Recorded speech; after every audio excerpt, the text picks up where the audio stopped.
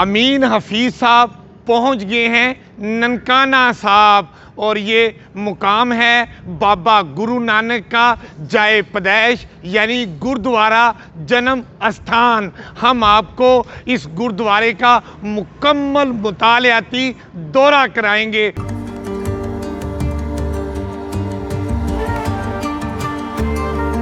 गुरुद्वारा जन्म स्थान में दाखिल होने का तरीक़ाकार है और वो ये है कि सबसे पहले हाथ धोए जाते हैं, फिर इस मिनी तालाब में पाँव धोए जाते हैं और जब गुरुद्वारा के मरकज़ी दरवाज़े में दाखिल होते हैं तो फिर आपके सर पे मखसूस रुमाल बांधा जाता है। आइए अब हम ये तमाम तरीक़ा अपनाते हैं।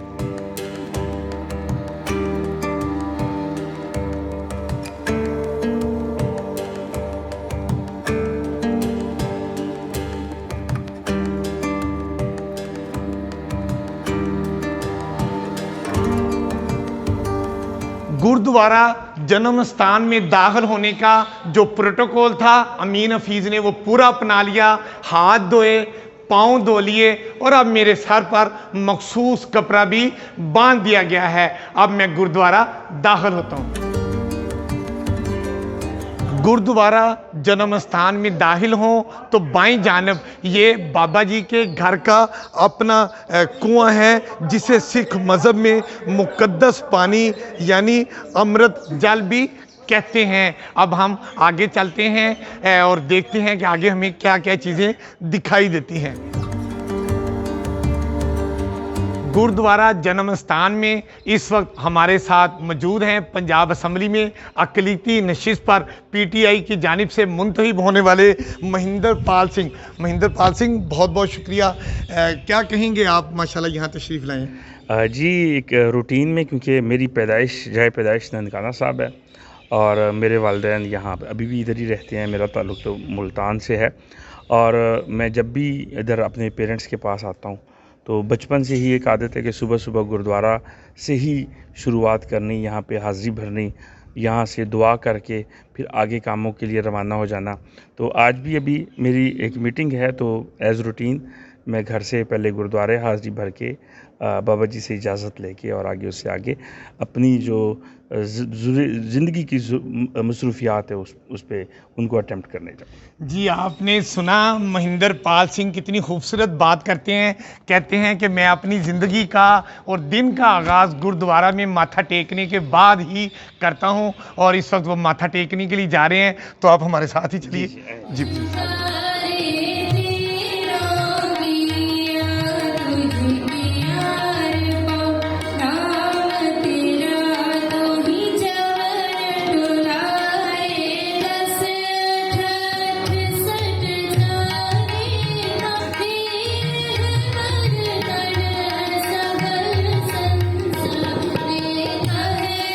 इस वक्त मैं बाबा गुरु नानक साहब के जन्म स्थान मतलब जाए पैदाइश वाले कमरे में पहुंच चुका हूं और यहाँ पर जो खिदमत गुजार हैं दयाल सिंह साहब, हम उनसे बात करते हैं। जी दयाल सिंह साहब, आप हमें कुछ बताइए बाबा गुरु नानक साहब के बारे में।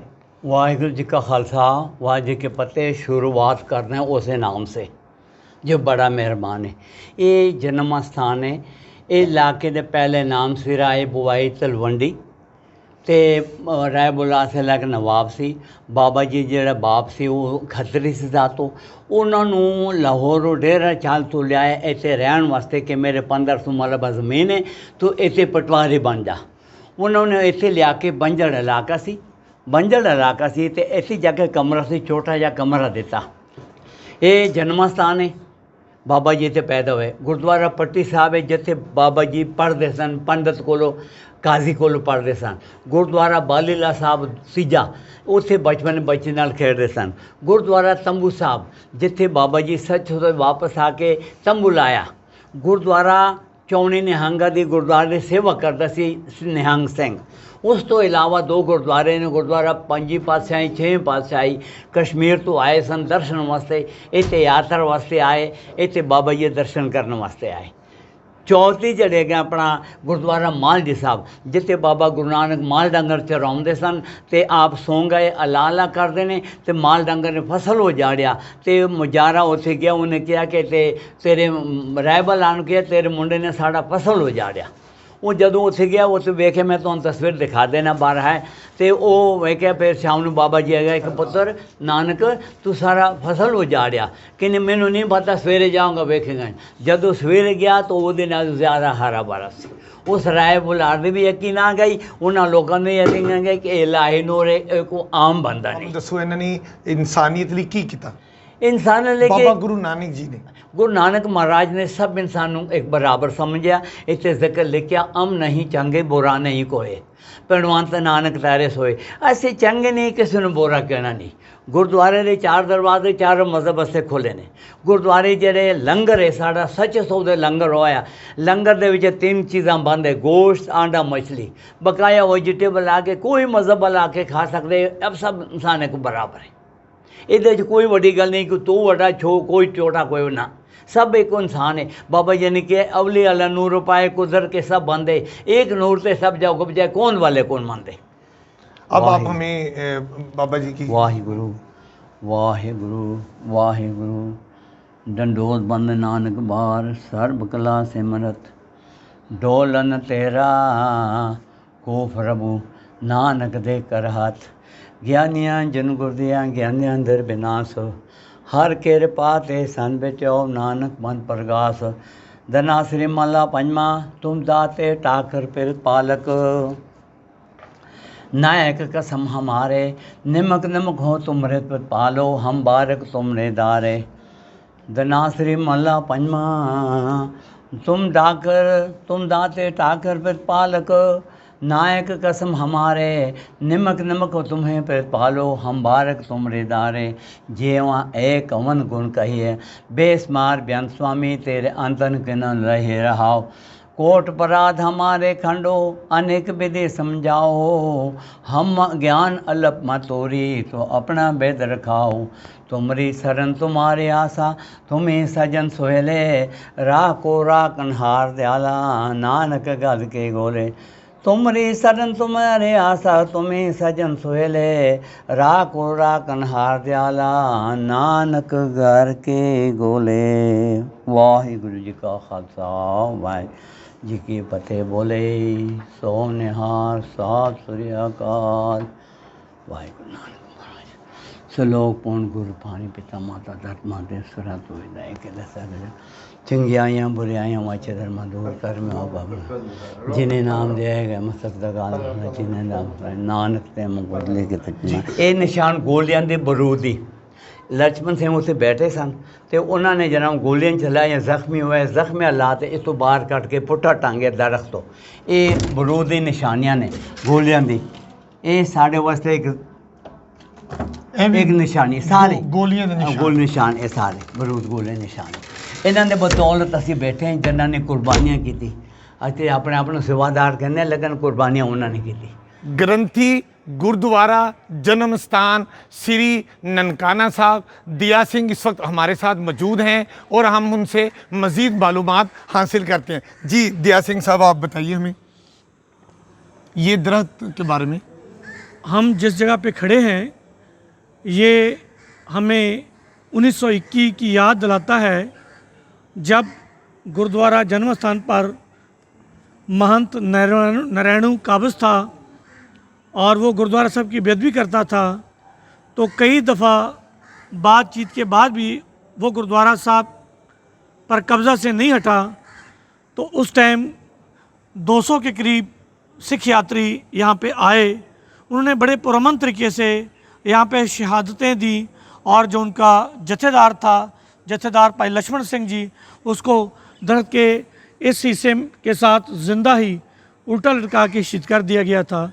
सो ये उनकी शहीदी की याद ताज़ा करता है और गुरुद्वारा साहब की आज़ादी की हमें दास्तान सुनाता है। हम इस वक्त जिस जगह पर खड़े हैं ये उन 200 सिखों की शहीदी की याद को ताज़ा करता है। यहाँ पे अगले दिन जब गुरुद्वारा साहब का कब्ज़ा अंग्रेज़ों ने सिखों को दे दिया तो तो उन सब की जो लाशें थी उनको यहाँ पे इकट्ठा किया गया और उनको सिख मज़हब के मुताबिक जलाया गया। और ये जगह जो है यहाँ पे उनके लाशों को जलाने के बाद ये जगह उनकी याद के लिए छोड़ दी गई है।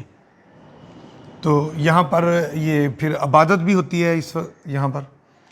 हमारे 1921 फरवरी की जो याद है उनकी याद हम यहाँ पे मनाते हैं। इसके अलावा हमारी जितनी भी शादी ब्याह के जो प्रोग्राम होते हैं वो हम यहीं पे करते हैं। कैसे होते हैं ज़रा हमारे नाजरीन को बताइए कि यहाँ पर शादी की जो रस्मात हैं वो किस तरह अदा की जाती हैं? दूल्हा दुल्हन कैसे आते हैं, कैसा ड्रेस होता है और कितने यहाँ पर चक्कर लगाए जाते हैं? जी। सोने की पालकी में जब हम अपना हॉली बुक साहिब श्री गुरु ग्रंथ साहिब महाराज को यहाँ पे प्रकाश करते हैं तो उस टाइम पे जो कपल होता है उनको बिल्कुल उनके सामने बिठा दिया जाता है। तो उनको उस बाणी को हम लावा कहते हैं। तो उनके 4 चक्कर लगते हैं, उनके बाद ये जो शादी है वो कंप्लीट हो जाती है।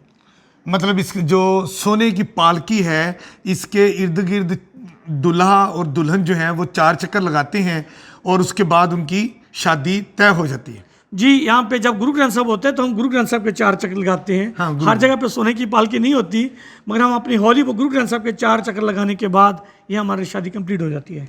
और इसकी कोई रिटर्न डॉक्यूमेंट भी होता है? हाँ, बिल्कुल रिटर्न डॉक्यूमेंट हम बाद में उनको देते हैं, जो वो रजिस्टर हो जाता जो है रजिस्टर हो जाता है गवर्नमेंट के पास जी, दूल्हा दुल्हन बन के जी, वो एक फैमिली बन जाती है। जी, वो एक फैमिली बन जाती है। चले आप आगे पे आओ अब हम सब लंगर हॉल की तरफ चलें। जो गुरुद्वारा साहब के हर गुरुद्वारा साहब में एक लंगर हॉल होता है जहाँ पे हर भूखे को खाना मिलता है। जितने भी यहाँ पे लोग पूरे दिन में गुरुद्वारा साहब की यात्रा के लिए आते हैं उन सबको यहाँ पे लंगर मिलता है। हमारा जो निशान साहब है वो ये इंडिकेट करता है कि गुरुद्वारा फंक्शनल है। यहाँ पे हर आदमी को जो खाना खाना चाहे उसको लंगर ज़रूर मिलता है। नहीं, ये बताइए कि लंगर हर वक्त चलता रहता है? 24 घंटे लंगर चलता है। हमारे यहाँ पे स्टाफ 2 शिफ्टों में काम करता है और हर टाइम आपको लंगर ज़रूर मिलेगा। ये हमारे गुरुद्वारा साहब की मर्यादा है, ये हमारे गुरुद्वारा साहब का एक नियम है, असूल है कि यहाँ पे कोई आदमी भूखा नहीं सोता। जितने भी लोग पूरे दिन में यहाँ पे आते हैं उन सबको लंगर मिलता है।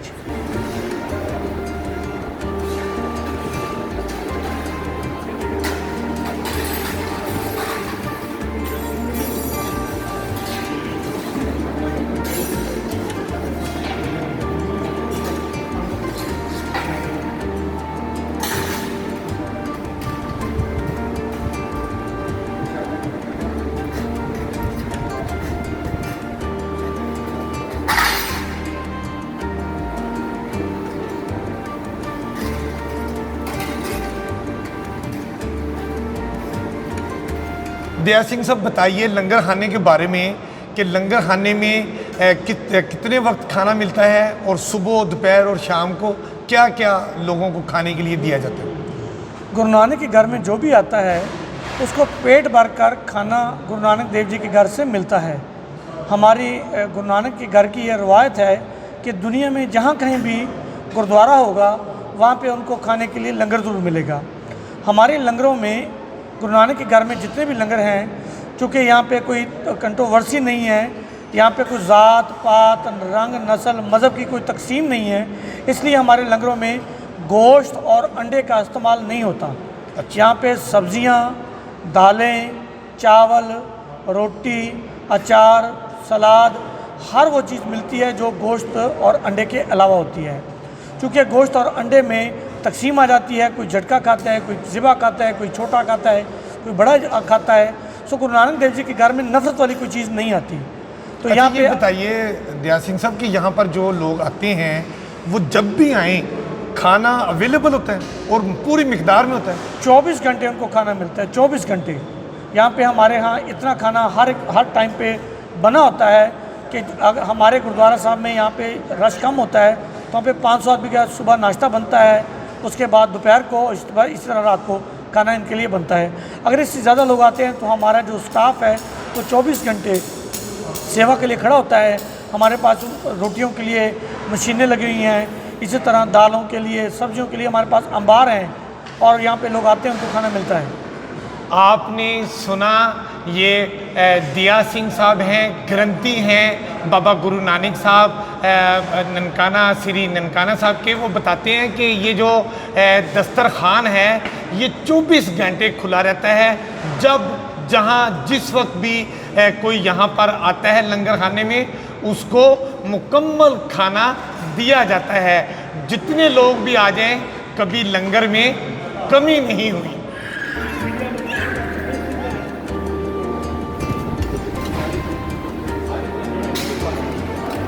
दिया साहब, ये जो हम निशान साहब देख रहे हैं, कुछ इसके बारे में हमें बताइए।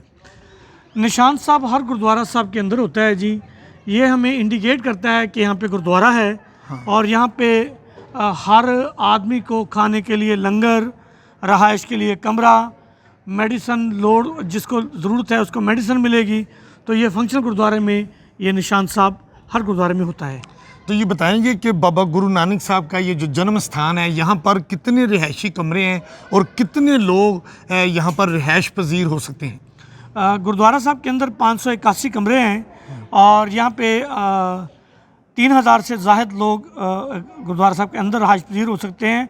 मगर जब हमारा एनुअल फेस्टिवल होता है तो उस दौरान हमारी जो डिस्ट्रिक्ट गवर्नमेंट है और हमारी अवैक्यू ट्रस्ट प्रॉपर्टी बोर्ड है, तमाम सरकारी इमारत को खाली करा देती है इन लोगों के लिए और उनको अच्छी तरह हम फैसिलिटेट करते हैं। हमारे पास यहाँ पे 30,000 से ज़्यादा मेहमान आते हैं, तो उन सबको हम रहाइश भी देते हैं, उनको लंगर भी मिलता है, उनको दवाइयाँ भी मिलती हैं और वो हमारे 3 रोज़ा प्रोग्राम में अच्छे तरीके से वो पार्टिसिपेट कर सकते हैं। बाबा गुरु नानक साहब का जब जन्मदिन होता है तो यहाँ पर मुल्की और गैर मुल्की कितने सिख यात्री यहाँ पर इकट्ठे हो जाते हैं? यहाँ पे 40,000 से ज़्यादा लोग आते हैं। चूँकि गुरु नानक देव जी के जन्मदिन पे हमें ये पाकिस्तान गवर्नमेंट 3,000 लोगों को, इंडियन लोगों को वीज़ा इशू करती है और इसी तरह 3,000 के करीब फॉरेनर आते हैं। बाकी हमारे पाकिस्तानी सिख और हिंदू यहाँ पे गुरु नानक देव जी के स्थान पे आते हैं और वो उनका जन्मदिन मनाते हैं। तो कितनी तादाद यहाँ पर हो जाती है जन्म स्थान की, जो सालाना आपका जो तकरीब है? 35 से 40,000 के करीब यहाँ पे लोग आ जाते हैं। और घर आपने बताया कि यहाँ पर कमरे तकरीबन 600 कमरे रिहायशी भी हैं। मगर इसके साथ साथ हमारी जो डिस्ट्रिक्ट गवर्नमेंट है, अवैक्यू ट्रस्ट प्रॉपर्टी बोर्ड है, ये उनके लिए पूरे ज़िले में सरकारी इमारत को खाली करा देते हैं। उनको वहाँ पे हम अच्छी तरीके से फैसिलिटेट करते हैं। उनको हम बेड देते हैं, मैट्रेस देते हैं, ब्लैंकेट्स देते हैं और जो जितनी भी हम सहूलियात उनको दे सकते हैं वो हम उनको देते हैं। तो अभी हम कहाँ जा रहे हैं? अभी हम तालाब सरोवर जा रहे हैं, जहाँ से हमारी यात्रा शुरू होती है। इस वक्त हम तालाब सरोवर के पास खड़े हैं, जहाँ से हमारे गुरुद्वारे की शुरुआत होती है। हमारे गुरुद्वारा साहब में जाने से पहले हमारा गुस्ल करना हम पे फ़र्ज़ है और ये सुबह का जो गुस्ल है ये हमारी इबादत का हिस्सा गिना जाता है। तो हमारे जब एनुअल फेस्टिवल होते हैं तो यहाँ पे हज़ारों की तादाद में लोग स्नान करते हैं, नहाते हैं, उसके बाद गुरुद्वारा साहब के अंदर जाते हैं। इसकी जो डिप है ये 12 फीट से ज़ायद है और यहाँ पे एक टाइम पे हज़ारों की तादाद में लोग नहा सकते हैं। दूसरी साइड पे जो बापर्दा जो एरिया बना हुआ है वहाँ पे ख़वातीन के स्नान के लिए बनाया गया है। यानी कि मर्दों के लिए अलग है और ख़वातीन के लिए वो बापर्दा अलग उन्होंने इंतज़ाम किया है। तो यहाँ पर स्नान कर सकते हैं और ये स्नान करने के बाद ही बाबा जी के इबादत में उसके बाद आप जा सकते हैं। आज हमने आपको श्री गुरु नानक देव जी के जन्म स्थान की यात्रा कराई। उम्मीद है आपको हमारी ये वीडियो पसंद आई होगी। कैमरामैन हसीब अमीन के साथ मैं हूँ आपका अपना अमीन हफीज़ ननकाना साहब से।